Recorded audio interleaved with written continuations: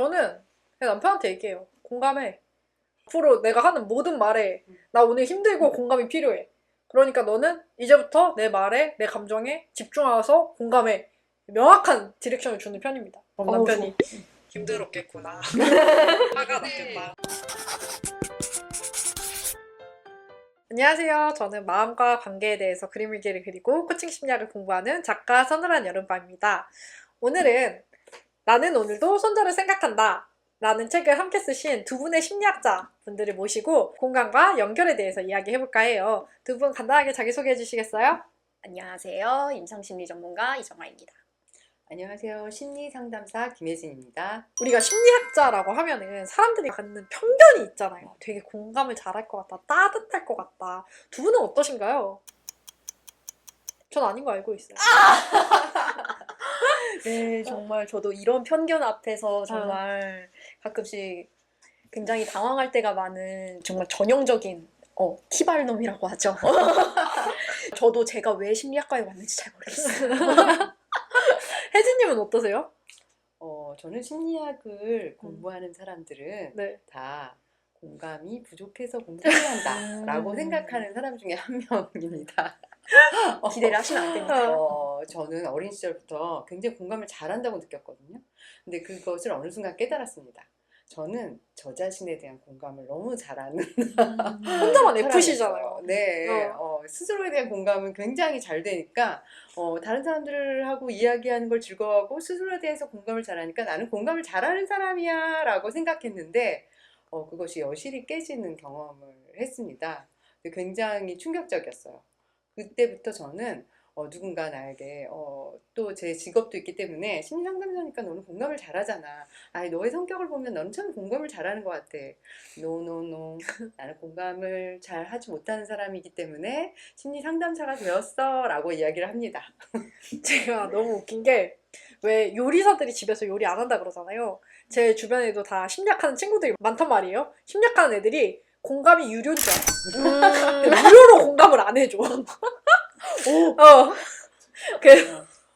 그래서 누군가 직업으로 심리 상담이나 저처럼 코칭을 한다고 하더라도 공감을 잘하는 것은 아니다 라는 것들을 여러분들이 좀 기억하셨으면 좋겠고요. 과연 근데 공감을 잘한다는 게 심리학적으로 어떤 의미라고 생각하세요? 심리학적으로 이야기하기 이전에 저는 이제 모든 사람이 조금 알아듣기 쉽게 이야기를 하자면 우리가 인디언들이 친구를 이야기할 때 내 슬픔을 등에 지고 가는 자를 친구라고 이야기한다고 해요. 근데 그 내 슬픔을 등에 지고 가려면 슬픔에 대한 이해가 엄청나게 되어 있어야 그것에 대해서 내가 스스로 친구의 슬픔을 등에 지고 갈 수 있다고 생각이 들거든요. 그러니까 그만큼 상대방에 대한 깊은 이해가 필요하다고 생각하는데 그 깊은 이해를 위해서 첫 번째가 바로 경청이라고 생각합니다. 남의 말을 잘 듣는 거, 잘 듣는다는 것은 그냥 듣는다에 초점이 가 있는 게 아니라 잘에 초점이 가 있죠. 그 잘이란 뜻은 정말 그 사람의 입장이 되어서 내가 마음으로 그 사람의 이야기를 듣는 것이라고 생각을 해요. 근데 그것만큼 어려운 일이 없다고 생각을 해요. 정화님은 어떠세요? 저는 약간 공감을 잘한다는 것은 갓난아이가 배고픈 갓난아이에게 우유를 주고 졸린 갓난아이를 재워주는 것과도 비슷하다고 생각을 해요. 그러니까 갓난아이들은 보통 약간 배가 고프거나 졸리면 울잖아요. 근데 보통 아기들 같은 경우에는 자기가 배고픈지 잘 모르고 자기가 졸린지도 잘 모르니까 일단 뭔가 불편하니까 우는 건데 그거를 보호자, 양육자가 좀 적절하게 얘는 배가 고프구나 혹은 졸리구나 먼저 알아차려줘서 그것을 읽어주고 그거를 젖을 줌으로써 좀 연결감을 느끼게 하는 그런 소통 방식과도 비슷하다고 생각을 하는데요.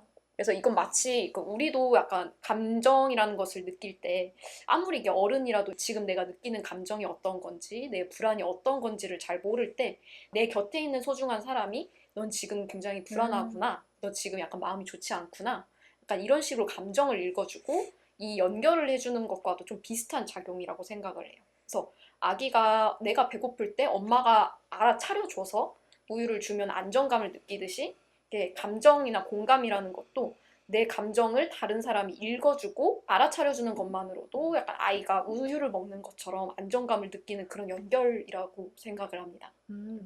그러면 심리학자로서 고객을 만날 때 공감을 하는 방식이 있나요? 뭐 나만의 팁이라던가. 저는 사실 T이다 보니까 물론 T라고 다 공감 못하는 거 아닙니다, 여러분. 하지만 F인 친구한테 진짜 물어본 적이 있거든요. 그럼 너는 사람이 어떤 감정을 얘기하면 그게 막 빡 느껴져? 막 이렇게 물어봤거든요. 두 분은 어떠세요? 이렇게 막 누군가 앞에서 힘든 얘기를 하고 고객이 힘든 얘기를 하고 이러면은 그 감정이 그냥 확 느껴지나요? 처음부터 느껴진다고 하면 거짓말인 것 같아요. 물론 그런 사람들도 있어요. 저는 이제 그 내담자와 상담자의 관계에 있어서도 이제 서로 잘 통하고 맞는 관계들이 있고 또 조금 이해하기 어려운 관계들도 있다고 생각을 하거든요. 그러니까 어떤 내담자들은 처음 왔을 때 제가 굉장히 이해가 어렵고 무슨 얘기하는지 모르겠고 혹은 집중이 안 되고 이런 경우들이 생겨요. 근데 저는 이제 그 제가 아주 초보 상담자일 때부터 그때는 더욱더 공감이 어려운 상황이잖아요. 내가 글로써 배운 것을 실제로 하다 보니까 내가 잘해내고 싶은 마음에 더 신경을 쓰고 하니까 더 공감이 어려운데 그때부터 제가 저한테 만든 규칙이 있어요. 그것은 이제 제가 상담을 하면서 경험을 하면서 이제 거기에서 터득한 건데요. 3번만이라는 규칙이에요. 딱 3번 만나고 나서 내가 이게 상담이 안 된다, 공감이 안 된다라고 결정 내리는 것을 딱 3번 만나고 나서 결정을 내린다.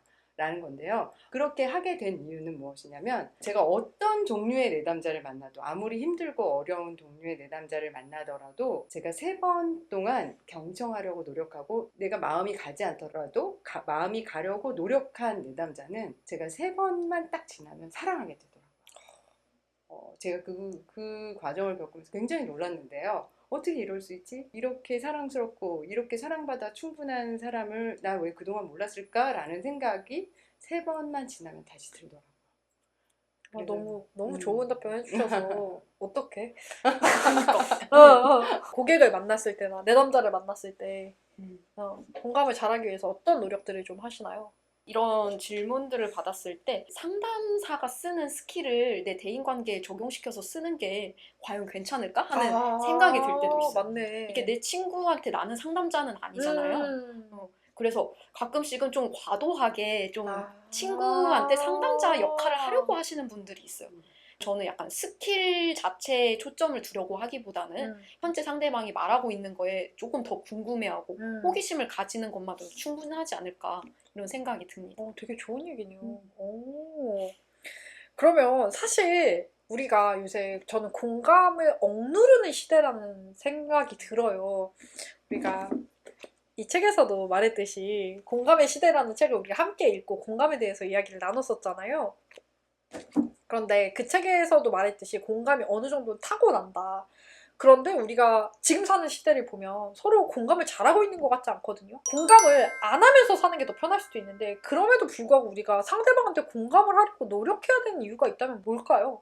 저 역시 공감을 꼭 해야 된다고 생각을 하진 않아요. 공감을 억지로 해야 된다든지 공감이 꼭 필요하니까 공감을 안 하는 거는 잘못이라든지 이런 생각을 갖고 있지는 않는데요. 공감을 한다는 것은 일단은 첫 번째가 아까 말씀하셨다시피 그 상대방에 대한 호기심을 갖는 거라고 생각해요.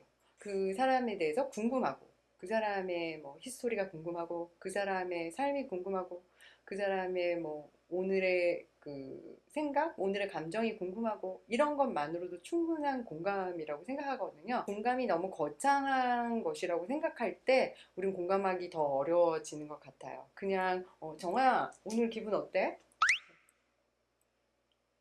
최악이었어. 최악이었어. 최악이었어?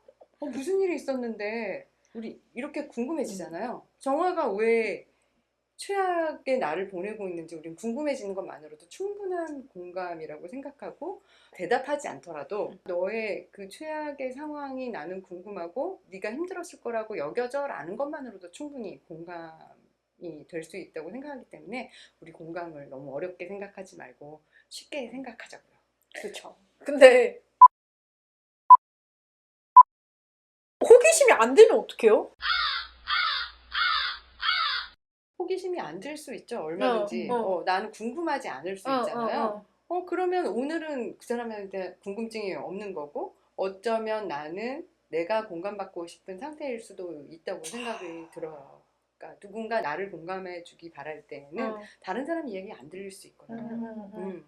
그럴 때는 내 마음이 어떤지 내가 공감해 주는 것도 진짜 중요하다고 생각해요. 저는 무엇보다도 타인을 공감하기 위해서 혹은 타인을 이해하기 위해서 첫 번째로 선행돼야 할 것이 자기 이해라고 생각이 들거든요. 그래서 자기가 스스로를 먼저 공감을 할 수 있어야 이전 우리가 시간에도 이야기했었던 것 같은데 공간이 생기고 여백이 생겨서 상대를 이해할 수 있는 그런 자리가 생기는 것 같아요. 그래서 그때 우리는 공감할 수 있지 내가 힘들면 어떤 공감이 느껴지겠어요. 우리가 공감의 시대라는 책에서도 나왔듯이 약간 원숭이들은 결국에는 내 털을 많이 골라줄 확률이 높은, 그러니까 내가 얘를 털을 골라줬는데 얘가 내 털을 골라줬어. 약간 이런 친구들의 털을 더 많이 골라준다고 해요. 반대로 얘 지난번에 내가 털 골라줬는데 얘 골라주지도 않고 아무것도 안 하더라 하는 애들은 그 원숭이는 좀 피해 다닌다라는 그런 연구 결과가 있었잖아요. 이것도 결국에는 원론적으로 말하면 내 대인관계에서 도움을 많이 받고 같이 연결되고 도움을 받을 수 있는 확률을 높일 수 있는 그런 사회적인 이득을 취할 수 있는 방법이라고 그렇게 볼 수는 있는데 결국에는 이런 공감을 통해서 다른 사람들과 연결되고 그런 거에서 공감을 해주는 나 역시도 만족감을 얻거든요. 그런 만족감, 그러니까 꼭 공감을 받는 상대만이 만족감을 얻는 게 아니라 나도 누군가에게 도움을 주고 나도 이 원숭이한테 털을 골라줬다 하는 그런 뿌듯함을 느낄 수 있는 자기 효능감을 높일 수 있는 윈윈 전략이 아닐까 싶습니다. 근데 연인들 사이에서 이런 걸로 되게 싸움 많이 나잖아요. 너 왜 공감 안 해줘? 이럴 때 어떻게 해야 되나요? 저 이 말 너무 많이 들어서 트라우마 올라올 것 같아요. 이럴 때 어떻게 해야 돼요? 상대가 나 오늘 너무 힘들었어 이러는데 막 솔루션부터 주고 이런 경우 있잖아요. 그럴 때는 어떻게 해결을 해야 될까요? 저도 굉장히 극단 F이기 때문에 T가 솔루션을 주는 거에 대해서 전혀 공감받지 못한다고 느끼는 사람 중에 한 명이었어요. 근데 지금은 어떻게 느끼냐면 이제 저희 아이들이 전부 T예요. 그래서 저는 그 아이들에게 엄청 공감을 받기를 원하고 그 아이들을 공감을 해주려고 하지만 그 아이들은 엄마 문제를 해결해줘 라고 이야기를 하거든요. 그거에 엄청 상처를 받았어요. 아이인데도 불구하고 제가 받고 싶은 공감을 안 주니까 상처를 받더라고요. 근데 우리는 어려서부터 그 과정을 많이 겪는 것 같아요. 엄마와 나는 다르잖아요. 저희 엄마도 저하고는 굉장히 다르시거든요. 그렇기 때문에 제가 원하는 사랑을 주지 않아서 저는 사랑받지 못하고 컸다고 한동안 느끼기도 했어요. 그런데 이제 어느 순간 깨달았죠. 엄마는 엄마 세계에서 제일 중요한 걸 주는 거구나. 근데 그건 난 안 중요해. 그래서 서운함을 느꼈던 거구나 라는 생각을 많이 하게 됐어요. 그래서 지금 현재는 T들의 공감에 대해서 제가 많이 생각하게 되는데요. 우리 아이들은 이제 T이기 때문에 제가 뭔가 이 쓰레기를 버리고 싶은데 용량이 많아서 나 혼자 버릴 수가 없어. 그래? 그러면 엄마 그 쓰레기를 한 번 갖다 버리고 두 번 갖다 버리고 세 번 갖다 버리면 되잖아 라고 이야기를 해줘요. 나서서 버려주지는 않고요. 하지만 그게 그들의 공감이라고 저는 느끼는 거죠. 그래서 T들의 공감이 따로 있고 F들의 공감이 따로 있구나. 그렇기 때문에 나는 F가 하는 공감만 공감으로 여겨서 이게 서운한 거였구나 라는 생각이 많이 들고 또 저희 아이들은 그렇거든요. 엄마 나는 내가 공부할 때 옆에서 같이 공부하면서 문제도 내주고 막 이끌어주는 엄마들도 있던데 그런 엄마가 있었으면 좋겠어. 그래? 내가 할 수 있는 건 이게 최선이야. 나는 맛있는 거 해주고 네가 외롭고 슬플 때 그 마음을 다 알아주는 게 나의 방법이란다 라고 이야기를 해주거든요. 그러니까 그것을 서로 이해하는 것이 진정한 공감이 아닌가? 라는 생각이 듭니다.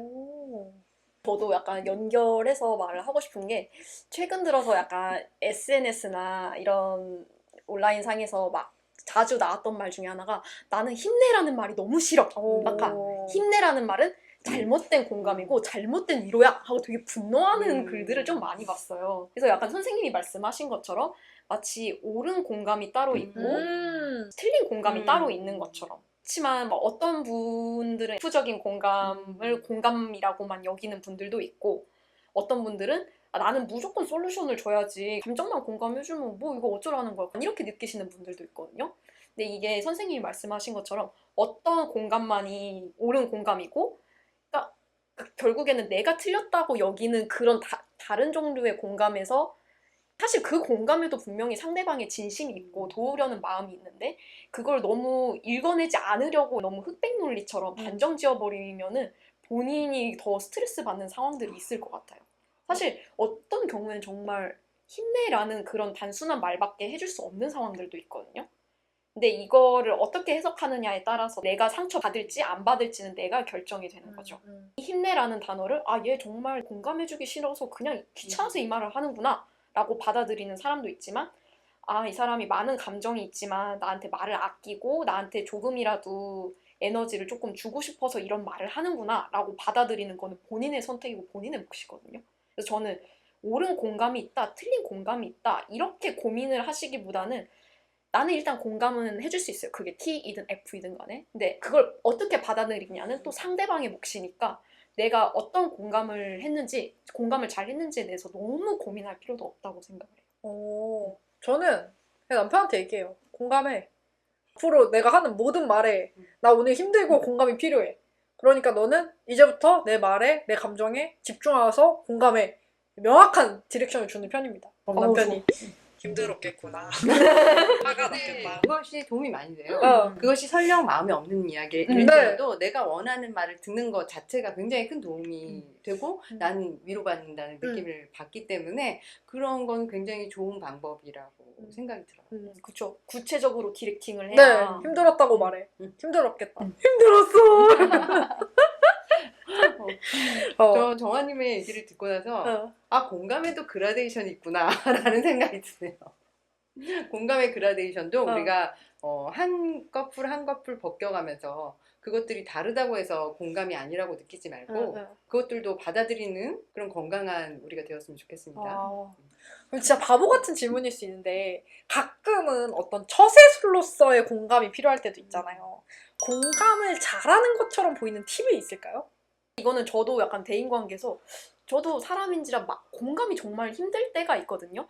혹은 이거 뭐라고 말을 해줘야 될지 모르겠다 싶은 경우에는 많이 알려져 있는 방법이죠. 상대방이 했던 말을 다시 요약해서 물어보는 거. 남자친구랑 싸워가지고 지하철을 타고 여기까지 왔구나 그랬다는 거지. 그러니까 이렇게 한번 되물어보면은 약간 상대방이 내 얘기를 잘 들어줬구나 이런 정도의 감정을 느낄 수는 있죠. 다시 리프레이즈 하는 거. 리프레이즈 하는 건데 이게 그러니까 이거는 정말 진짜 어떻게 공감해야 될지 모르겠어 하고 되게 힘들어하시는 분들 있잖아요. 그런 분들한테 이거라도 한번 해보세요 라고 권고하는 편. 혜진님은 팁 있어요? 저도 어머님들을 만날 때 네. 어머님들이 아이들을 공감하기 굉장히 어렵죠. 일단 세대 차이가 느껴지고 이제 이 세대의 삶을 나는 살아본 적이 없기 때문에 그것을 이해하기도 힘들고 그것을 인정하기도 굉장히 힘듭니다. 그래서 아이들을 상담하고 또 그 이후에 어머님을 상담하거나 또 어머님들이 내담자로 오셔서 아이들에 대해서 이렇게 분노를 표출하시거나 하실 때 제가 방법 중에 하나로 알려드리는 것이 있어요. 보통 여러분들도 다 아실 텐데요. 그렇구나 라고 이야기하시는 거죠. 내가 이것에 대해서 이해하지는 못하더라도 그 아이의 심정이 그렇구나 라는 걸 인정만 해줘도 우리는 충분한 공감이 될 수 있거든요. 마음속으로는 분노가 들끓고 이것을 인정할 수가 없다는 생각이 들어도 웃으면서 꼭 참고 한마디만 해주시면 도움이 될 것 같아요. 그렇구나, 그럴 수도 있지. 그리고 마지막에 딱 한마디, 그래도 좋아 라고 얘기해 주시면 그것이 굉장히 큰 위로와 공감이 된다고 생각합니다.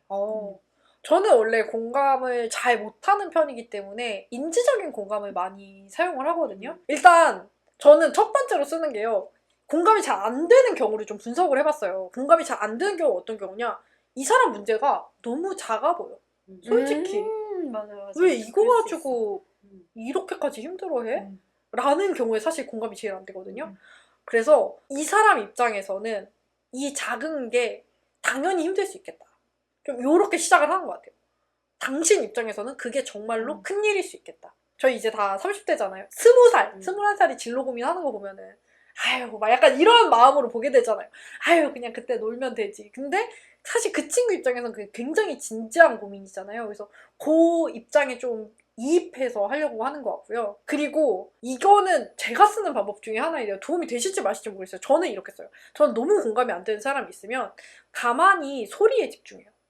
그래서 상대방 소리를 매개로 상대방이 지금 이 공간에서 이 소리를 듣고 있다면 무엇을 느낄까? 이렇게 한번 생각해봐요. 그러면 뭔가 그 사람의 조각조각들이 맞춰지면서 그려지는 것들이 있거든요. 그래서 저는 그렇게 하려고 합니다.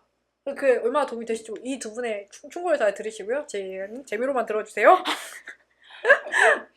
사실 요새 외로움을 느끼는 분들이 굉장히 많잖아요. 이렇게 연결되어 있는 사회임에도 불구하고. 그래서 외로움을 넘어서 연결감을 느끼기 위해서는 어떤 방법들이 필요한지 궁금하신 분들도 많을 것 같아요. 저는 연결감을 느끼기 위해서는 연결감의 주체가 누구인지를 먼저 알아야 된다고 생각을 해요. 서방님이 느끼고 싶은 연결감의 주체가 누구인 것 같습니까? 다른 누군가와 연결되는 것? 그럴 때 주체는 누가 될까요? 나. 그렇죠. 내가 주체가 된 연결감에도 주체가 있는데 그것을 연결하려는 주체는 내가 되어야 된다는 거죠. 만약에 우리가 서로 연결감을 원한다면 서로가 주체가 되는 거죠. 그러면서 우리가 연결감을 어디서부터 느껴야 한다고 생각을 하세요? 우리 안의 연결감을? 우리? 우리에서부터 응. 느끼거나 아니면 상대로부터 느끼기를 우리는 바라고 있는 것 같아요. 그런데 그 연결감도 주인공은 나라는 걸 잊지 않았으면 좋겠어요. 그래서 연결감조차도 주체가 나이고 나로부터 시작된다는 것을 잊지 말고 우선 나와의 연결감을 생각해야 된다는 거죠. 내가 나와 어떤 연결을 가지고 있는지, 내가 상대하고 연결감을 느끼고 싶으면 그 이전에 나와는 어떤 연결감을 느끼고 싶은지를 알아야 될 것 같고요. 또 그러면서 나와 연결감을 느끼려면 우리는 타인하고 연결감을 느끼기 위해서는 쉽게 친절을 베풀고 그 사람의 말을 경청하고 배려도 하고 또 예뻐해주고 사랑도 하지요. 근데 나와의 연결감에 대해서 생각해 본 적이 없는 것 같아요. 그래서 나와의 연결감을 느끼려면 먼저 나를 사랑하고 나의 이야기를 들어주고 내가 무엇을 좋아하는지 내가 무엇을 보고 싶은지 무엇을 하고 싶은지 그런 것들을 알아주는 과정이 먼저 선행이 되어야 한다고 생각해요. 그래서 나와의 연결감을 깊게 또 우리가 끈끈하게 느껴질 때 그 방법에 대해서 스스로가 터득할 수 있다고 생각이 들거든요. 나를 사랑하는 사람이 다른 사람을 사랑할 수 있다고 하잖아요. 그것처럼 내가 나와 연결감을 많이 느끼는 사람이 또 타인하고도 연결감을 느끼게 되는 거죠. 그런 면들을 생각한다면 연결감이 조금 쉽게 다가오지 않을까라는 생각이 드네요. 또 이것도 굉장히 중요한 말씀이기는 하지만 저는 좀 외로움을 결국에는 근본적으로 해결하려면 우리가 배고프면은 밥을 먹어야 하듯이 외부 자원도 결코 무시할 수 없다고 생각을 합니다. 그래서 이게 특히 요즘 같은 시대에서 손절이 주된 이렇게 키워드로 좀 유행이잖아요. 누구누구 손절해야 됩니다. 누구누구 끊어내세요. 약간 요즘 이런 것들이 좀 화두로 많이 떠오르는 이런 세태에서 사람들이 내가 외롭다는 사실을 조금 인정하고 받아들이는 거를 굉장히 힘들어하는 것 같아요. 외로움을 느끼는 내 자신이 되게 못났다고 생각한다던가 내가 되게 약하다고 생각을 하는 경우가 많은데 외로움이라는 감정을 너무 크게 두려워하지는 마시고 내가 배고프니까 밥을 먹어야겠는데? 이런 식으로 생각을 하듯이 내가 배고픈 게 자연스러운 것처럼 외로운 것도 자연스러운 것이다 라고 무서워하지 않고 스무스하게 조금 받아들이셔도 괜찮을 것 같아요. 외롭다고 해서 결코 큰일 나는 건 아니니까요. 치매 연구들 중에서도 이렇게 사회적 네트워크가 좀 많은 노인들, 그러니까 좀 인맥이 넓고 좀 발이 넓고 좀 대인관계가 활발한 노인분들이 치매 유병률이 낮다는 연구 결과가 있어요. 이게 결국에는 이런 외로움을 좀 감소시키는 것들이 우리의 인지 기능이나 이런 신경 기능에도 좀 많은 영향을 꾸준히 미치고 있다는 연구 결과들이 있는데 적극적으로 외부 자원을 활용했던 것들을 통해서 외로움을 많이 경감시켰던 것들이 인지적인 그런 퇴축에도 많은 그런 보호 자원이 되거든요. 그래서 저는 좀 적극적으로 좀 사람을 만나고 좀 친구도 한두 명만 만나지 말고 다양한 친구를 좀 만나보라 라고 이렇게 내담자들 분들에게 권하고 있고 근데 사실 내담자 분들도 그걸 굉장히 힘들어하죠. 저 사람 만나기 싫어요. 너무 부담스러워요. 막 저 그렇게 사람 많이 만나면 너무 기가 빨려요. 막 이렇게 하는데 물론 나에게 맞는 그 그릇이나 용량이 있으니까 막 무리하게 막 어디 모임에 갑자기 확 나가라는 말은 아니에요. 그래도 이게 나의 그런 대인관계 자원을 조금씩 늘려나가는 게 나에게는 결국에는 좀 길게 장기적으로 봐서도 나의 건강으로 돌아오니까 좀 저는 외부 자원을 좀 적극적으로 활용을 하고 내가 의지를 하고 또 나에게도 의지를 할 수 있는 그런 친구들을 조금 많이 만드시는 게 결국에는 나에게 큰 복으로 돌아오리라 믿습니다. 정리하자면 혜진님 같은 경우에는 나와의 관계에 좀 더 집중해라. 그리고 정한님은 외로움을 인정하고 외부 자원을 적극적으로 활용해라 라는 이야기인 것 같네요. 그러면 두 분은 연결감을 느끼기 위해서 하시는 활동들이 있나요? 저는 지금 아까 말씀하신 것처럼 저는 최근에는 굉장히 제가 외향적인 사람인데 처음으로 이제 그 저와의 연결감에 신경을 많이 쓰는 과정들을 하고 있어요. 정화님이 말씀하신 대로 외부의 자원을 적극적으로 활용해서 이 사람도 만나고 저 사람도 만나면서 그 사람들로부터 에너지를 막 얻는 사람이었는데 제가 최근에 내가 좋아하는 활동들을 하면서 에너지를 얻을 수 있고 외로움을 해소할 수 있다는 것들을 깨달았어요. 그래서 저는 제가 하고 싶은 것들을 제 인생의 서랍에 그러니까 넣지 않았던 부분들이 있잖아요. 그러니까 중요한 서랍들이 있는데 그 중요한 부분에는 저는 너무 일을 열심히 하고 육아를 열심히 하고 교육을 열심히 하다 보니까 여가라는 부분이 이 서랍에 들어가 있지 않았던 것 같아요. 근데 이제 어느 순간 제가 내가 중요하게 여기는 가치가 뭘까 하고 이제 스스로 이제 내가 가치 찾기를 해봤어요. 근데 최근에 제가 중요하게 여기는 가치가 바뀌었더라고요. 저는 최근에 나의 여가, 나를 위해서 뭔가를 활동을 하는 게 중요해졌구나 그것을 느끼고 요새 제가 제일 중요하게 여겼던 제일 하고 싶었던 그림 그리는 일을 시작했어요. 그래서 이제 그림을 그리고 또 제가 제일 하기 싫었지만 저한테 꼭 필요했던 운동을 시작했습니다. 그래서 새로운 서랍을 만들었어요. 그렇게 하다 보면은 저는 에너지 한계가 있기 때문에 제 서랍장이 부족해지잖아요. 그래서 거기에서 이제 제가 너무나 열정을 쏟아서 관심을 갖던 이제 그 육아 양육에서 조금 벗어나서 저의 시간을 갖는 것을 제가 연결감을 느끼는 제가 저 스스로에게 연결감을 느끼는 시간으로 정해두고 있는데 그러면서 저에 대한 인식이 저도 굉장히 많이 바뀌었고 제가 중년을 넘어서 노년기로 이어가고 있는데 그런 중년의 그 사춘기를 잘 건강하게 보낼 수 있었던 그런 방법 중에 하나였던 것 같아요.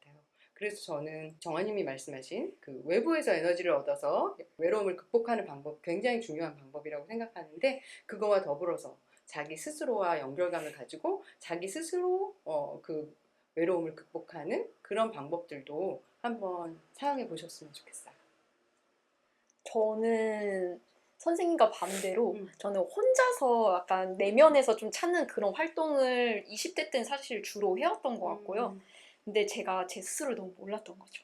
나는 내가 내향적인 사람인가? 라고 생각을 해왔는데 운동을 시작하고 이런 동호회나 이런 집단 같은 거에 소속이 되어보면서 내가 굉장히 다른 사람들과의 연결감에서 만족감을 느끼는구나를 저는 뒤늦게 깨달았던 것 같아요. 최근에 빠진 운동으로는 주짓수가 있는데 사람들과 같이 소통하고 교류를 하면서 연결감을 느낄 때가 있고요. 특히 이런 부분을 종교에서 느끼시는 분들도 있지만 운동 같은 거에서도 같이 운동을 하는 거에서 느끼는 그런 합일감이나 일체감이 있거든요. 여기서 얻어지는 그 느낌이 굉장히 엄청나요, 생각보다. 이래서 저는 막 동호회나 이런 운동 모임을 많이 추천을 하기도 하지만 근데 이게 마냥 무조건 동호회가 좋아요, 무조건 사람이 많은 데가 좋아요 이런 거는 아니고 친구든 연인이든 나랑 맞는 사람을 찾아가는 과정이 필요하잖아요. 연인도 나랑 너무 맞지 않거나 이러면 이별을 하고 다시 나와 맞는 새로운 사람을 만날 수도 있는 것처럼 이런 동호회나 모임 역시도 좀 나와 맞는 모임인지 확인을 하고 찾아 나가는 과정이 필요해요. 그래서 많은 분들이 저 동호회 들어갔는데 막 사이가 좀 안 좋고 너무 끼기 힘들고 그냥 좀 너무 힘들었어요. 그냥 전 동호회가 안 맞나 봐요. 막 이렇게 말씀하시는 분들이 있는데 그게 당연하지만 사람이 무조건 많은 데 간다고 해결이 되는 게 아니고 나와 맞는 집단인지 이 집단의 사람들이 나와 가치관이 좀 많이 비슷한지 이런 것들을 좀 탐색하고 또 실패하는 과정들이 좀 많이 필요합니다. 그 실패 한 번에 나는 역시 사람들을 안 좋아하는구나, 맞지 않구나 라고 너무 좌절하지는 마시고 나와 맞는 집단이나 혹은 사람, 친구, 연인이 어딘가는 있을 거야 하고 그걸 찾아가려고 하는 그런 용기나 좀 힘을 너무 빠르게 잃지는 말으셨으면 해요. 저는 온라인 인간이기 때문에 외로움과 연결감도 온라인으로 많이 해소를 하는데요. 오픈 카톡방에 들어가서 뭐 지역에서 일어나는 일들을 본다거나 나랑 관심사가 비슷한 사람들의 이야기를 듣는 것만으로도 좀 연결감이 느껴지더라고요. 그리고 책을 읽는 거. 책에서는 정말 다양한 사람들을 만나게 되잖아요. 그래서 그런 책을 읽거나 우리의 책. 나는 오늘도 손절을 생각한다. 여기 정말 다양한 사람들의 이야기가 나오거든요. 그래서 이 이야기들을 읽으면서 잠시나마 이 책에 있는 사람들과 연결감을 느껴보시는 것도 방법 중에 하나가 될 수 있을 거라고 생각합니다. 그래서 오늘 이렇게 공간과 연결에 대해서 이야기해봤는데요. 여러분들이 공간과 연결을 느끼기 위해서 어떤 것들을 하시나요? 아마 서늘한 여름밤 유튜브를 구독하는 것도 그 중에 하나겠죠? 만약에 구독 안 하신 분 있으면 구독해주시고요. 댓글을 통해서 우리 같이 연결감을 느낄 수 있으니까 댓글도 많이 달아주세요. 그러면 저희는 또 다음 시간에 다음 이야기로 만나도록 할게요. 안녕! 안녕.